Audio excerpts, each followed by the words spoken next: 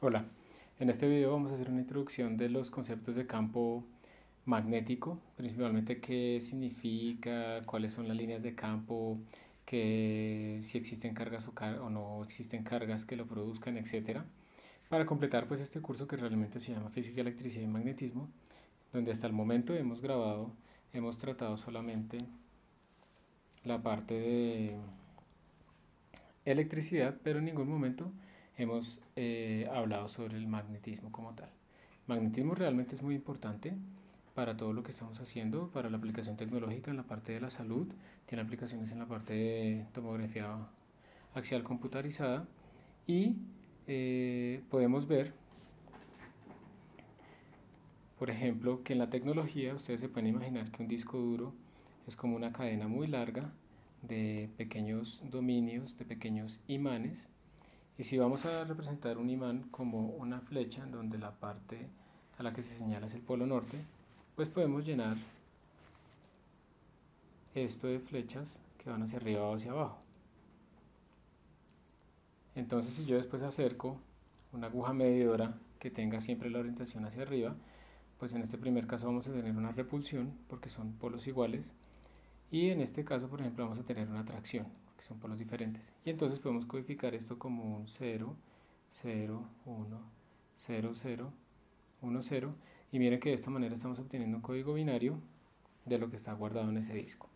Entonces, una de las aplicaciones sencillas y elementales de este tipo de conceptos del campo magnético y de la atracción y repulsión entre polos iguales o polos opuestos nos permite tener almacenamiento de larga distancia. Ustedes apagan el computador y pues esto se va a mantener guardado durante un cierto tiempo. Obviamente pues esto tiene sus límites, digamos si yo aumento la temperatura del material, si yo la incremento, pues estos dipolos van a comenzar a vibrar cada vez más y al final pues se pueden invertir o perder, desaparecer, entonces estaremos borrando información. O sea, acerco un imán muy grande a este sistema, pues yo puedo hacer que todos los pequeños bits, unos y ceros, apunten solo hacia arriba, lo que efectivamente estaría borrando la información. Tenemos también la aplicación en medicina con la tomografía computacional basada en campo magnético. Y aquí, digamos que estamos es comparando pues dos cosas. Una es que utilicemos rayos X para ver, por ejemplo, esto de pie, pero el rayo X, antes, además de ser una radiación ionizante que puede ser muy peligrosa y que solo se puede administrar por poco tiempo, pues básicamente nos va a dar información solamente de la ubicación de los huesos, pues porque el rayo X es opaco a atravesar los huesos, no los atraviesa, pero sí puede atravesar la piel. Pero el rayo X es muy peligroso porque pues puede generar, es una radiación ionizante que puede generar daños a largo plazo o a corto plazo si se utiliza muy seguido.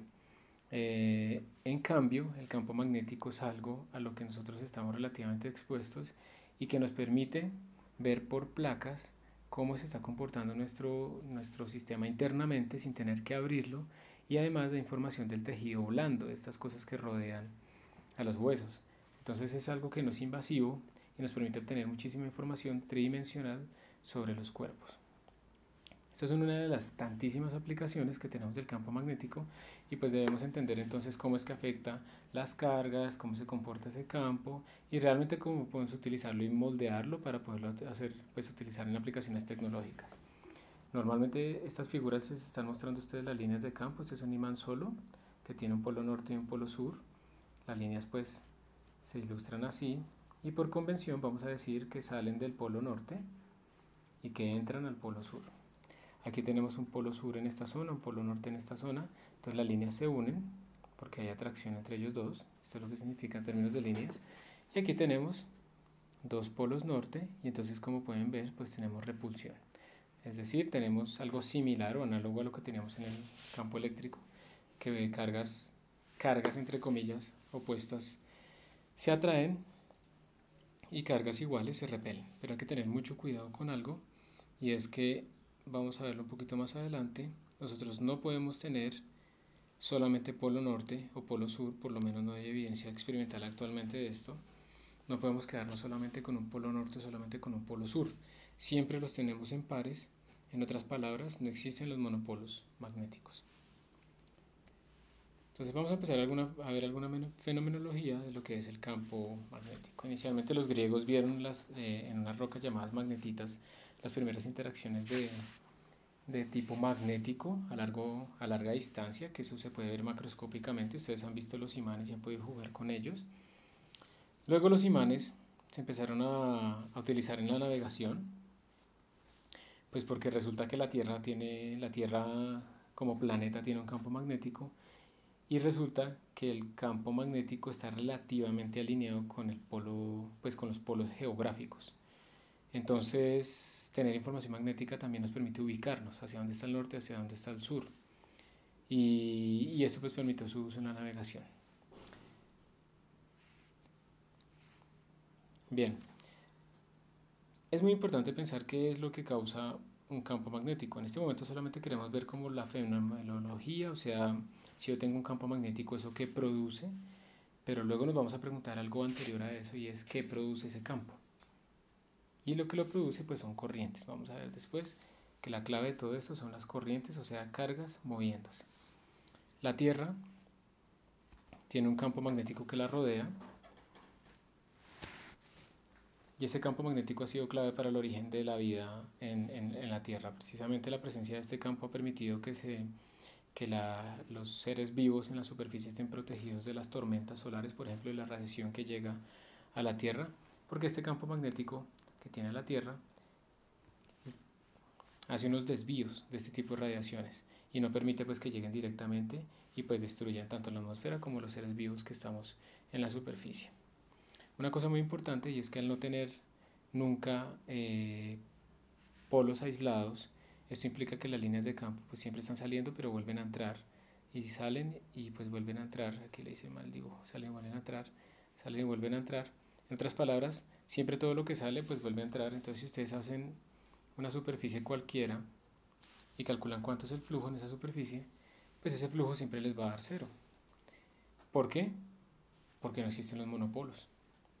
Está la ley de Gauss del magnetismo. Recordemos que en el campo eléctrico nosotros teníamos que el flujo era igual a carga neta encerrada sobre epsilon cero, pero resulta que ustedes en cualquier superficie que hagan el magnetismo siempre van a tener que la carga neta es cero, en el sentido más bien es en que siempre todas las líneas que salieron pues tuvieron que volver a entrar porque siempre están cerradas sobre sí mismas.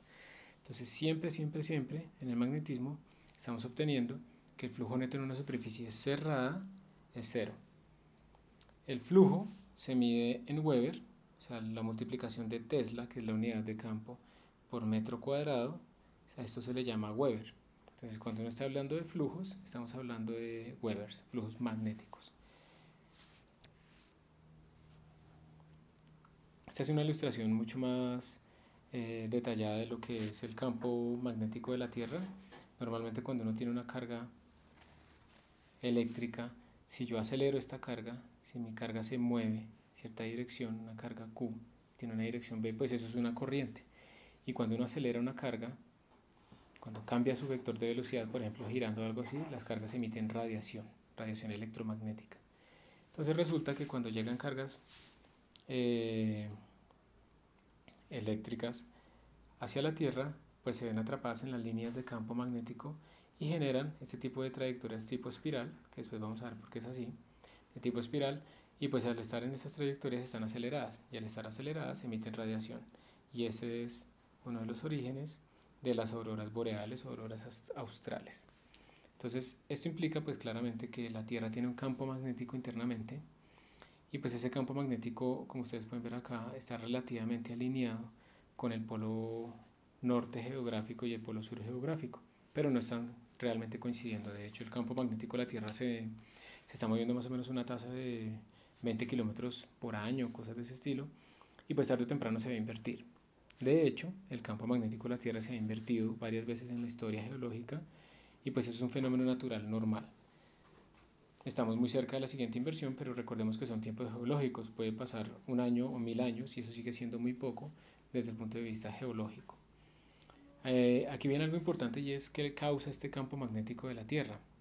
Sabemos que las corrientes son la clave, pero pues internamente obviamente no puede haber una barra puesta acá de este estilo porque es algo antinatural. Realmente si tenemos algo que es esférico y que está moviéndose, la Tierra está rotando constantemente, pues entonces esto no va a tener estos bordes, esa barra no va a existir, y realmente lo que tenemos aquí adentro es un núcleo y encima viene pues como el manto y las placas, pero tenemos como un núcleo en esta zona que debe estar hecho de algún material especial que produce campo. Y pues la pregunta es, las preguntas que surgen con esto es, por ejemplo, cuánto es el radio de este núcleo, su tamaño, y pues de qué está hecho realmente. Entonces, para responder esto, uno no puede simplemente hacer un túnel o meterse por un volcán y llegar al centro de la Tierra, todo eso no es cierto. Entonces lo que se hace, por ejemplo, es estimar si digamos aquí hay un temblor, los temblores producen unas ondas que pueden atravesar la Tierra hasta el otro lado, y pues digamos esta onda, si no hubiera nada en el centro, si todo fuera el mismo material, pues no se desviaría. Pero si no es del mismo material, sino que está hecho de otro material, pues esto cambia de dirección. Y estos ángulos relativos que tienen las cosas cuando se desvían, pues esos ángulos de refracción tienen que ver con los cambios de densidades aquí localmente. Entonces con este tipo de técnicas uno puede más o menos estimar de qué radio es esta cosa que tenemos aquí adentro. Además, uno también puede estimar el material de lo que está hecho, teniendo en cuenta pues que uno puede por otros medios calcular la masa de la Tierra, por ejemplo gravitacionales en la interacción Tierra-Luna. Uno puede calcular la masa de la Tierra, y si uno calcula la masa como densidad por volumen, tomando como un cierto volumen esférico de la Tierra, pues realmente obtiene un valor de masa que no cuadra con este valor de masa calculado por este otro lado con la densidad. Eso implica que la densidad de la Tierra que estamos considerando está mal. Esta densidad que se utiliza normalmente es la de las rocas que están en la superficie, pero resulta que por este método nos da menos masa de la que debería haber. Entonces al final se demuestra que si uno utiliza para este núcleo la densidad del hierro y del níquel, esta masa que da por este lado coincide con la masa que uno mide gravitacionalmente. Entonces finalmente se puede deducir que este núcleo tiene cierto tamaño y está hecho de hierro y de níquel, y por las presiones internas y la alta temperatura pues está fundido y está moviéndose. Y al estarse moviendo pues son cargas moviéndose, eso es una corriente y por lo tanto genera un campo magnético. Esto es clave para el surgimiento de la vida, como la conocemos, que haya un campo magnético que está protegiendo la atmósfera y la superficie de la radiación ionizante que constantemente está llegando desde el espacio. Ahí hay unos videos de interés por si los quieren ver. Y algunos animales se han adaptado a este tipo de situaciones y por ejemplo no necesitan tener ojos. Ellos viven en la profundidad del océano o digamos en el fondo donde casi no hay luz, no necesariamente es demasiado profundo, y pues desarrollar ojos no tiene sentido, entonces pueden guiarse aproximadamente por la presencia de campos magnéticos en su vecindad y de esa manera se pueden ubicar y mover.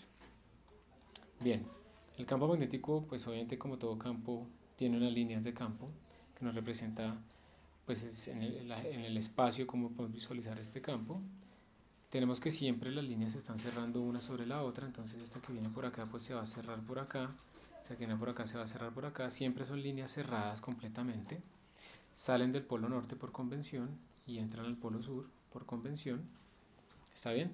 Y pues uno puede armar diferentes formas con estas líneas, con estas geometrías de imanes. Es muy típico ver este tipo de imanes de tipo herradura, en donde pues las líneas de campo están así torcidas como se observa acá. Bien, y recordemos que hay una parte clave. Cuando estábamos en el campo eléctrico, la clave a veces era buscar cómo hacemos para que ese campo sea uniforme.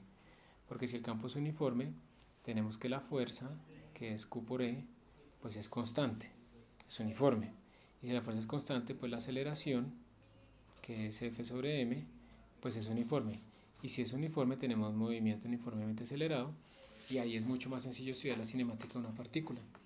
Entonces uno de los objetivos también principales en el magnetismo es tratar de construir este tipo de campos uniformes, y una de las maneras es seguir doblando en forma de C esta herradura, y si esto es suficientemente pequeño, la separación entre estas dos placas es suficientemente pequeña comparada con pues, los tamaños característicos de estas cosas, el campo aquí en el centro se vuelve relativamente uniforme. Y si es relativamente uniforme, entonces de nuevo pasa todo esto, ¿no? Que la fuerza se vuelve relativamente uniforme, la aceleración se vuelve uniforme, y entonces tenemos un movimiento uniformemente acelerado. Pero para todo esto nos falta entonces llegar a ver cómo es la fuerza, pero de origen magnético. Esta que tenemos acá es de tipo eléctrico, y nos falta ver cómo sería la fuerza de origen magnético. Entonces, ¿cómo se define esta fuerza? Normalmente en electricidad lo que hicimos fue decir, bueno, usted tiene una carga de prueba y se calcula la fuerza sobre esa carga. Y si los divide, eso que les da aquí es el campo. Y pues así pueden hacer experimentos. Entonces yo no sé cuál es el campo que hay, simplemente estoy en una zona que tiene cierto campo. Entonces pongo una carga de prueba por acá, mido la fuerza que esta carga siente y simplemente divido F sobre Q y eso me da el vector de campo en ese punto. Pero resulta que en el magnetismo yo no puedo hacer eso, porque yo no tengo cargas magnéticas, monopolos. Yo no puedo hacer eso. Entonces aquí debo actuar de otra manera. Entonces realmente aquí se hace experimentalmente el estudio de cómo hacer esta fuerza.